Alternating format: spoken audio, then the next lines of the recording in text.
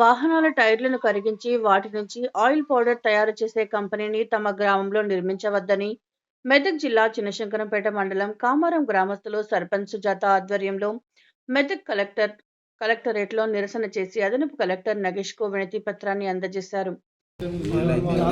కామారం గ్రామ శివారులో మరి కామారం చెరువుకు దగ్గరని గతంలో ఉన్న టైర్ల ఫ్యాక్టరీలు వల్ల మరి కామారం చెరువు కానీ అక్కడ ఉన్న రైతులు కానీ తీవ్ర ఇబ్బందులకు గురవుతున్నారు. మరి అవే కాకుండా ఈరోజు మరొక టైర్ల కంపెనీ అక్కడ నిర్మాణం చేపట్టడం జరుగుతుంది. మరి ఈ నిర్మాణం చేపట్టినట్లయితే ఇప్పుడున్న కంపెనీలతోనే ఇబ్బందుల పాలవుతున్నాము. అక్కడున్న గ్రౌండ్ వాటర్ కూడా పొల్యూషన్ అయింది, రైతులకు ఇబ్బంది అవుతుంది, చెరువులో ఉన్న మత్స్య సంపద కూడా చనిపోవడం జరుగుతుంది. కాబట్టి ఇప్పుడు వేసే ఈ టైర్ల కంపెనీ కూడా బంద్ చేయడం ప్రభుత్వం దృష్టికి తీసుకొచ్చినాము. మరి ఆ టైర్ల కంపెనీలను బంద్ చేసినట్టయితే అక్కడున్న రైతులు కానీ మత్స్య సంపద కానీ కాపాడుకున్న వాళ్ళం అవుతాము. మరి ఒక భూగర్భ జలాలు కూడా కలుషితమై బాగా ఇబ్బందులు అవుతుంది.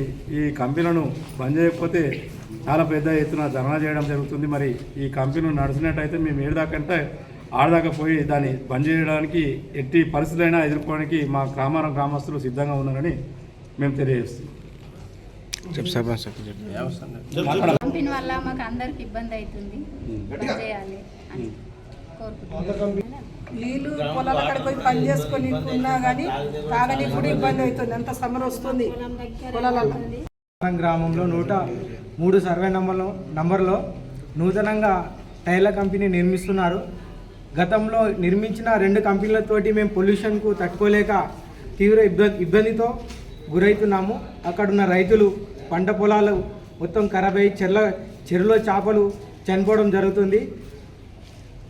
ఈరోజు మా కామారం గ్రామస్తులం అంతా ఏకతాటిగా వచ్చి ప్రభుత్వం దృష్టికి తెచ్చి కంపెనీ నిర్మించొద్దని రద్దు చేయాలని అదనపు కలెక్టర్కు ఇవాళ మేము కంప్లైంట్ ఇవ్వడం జరిగింది.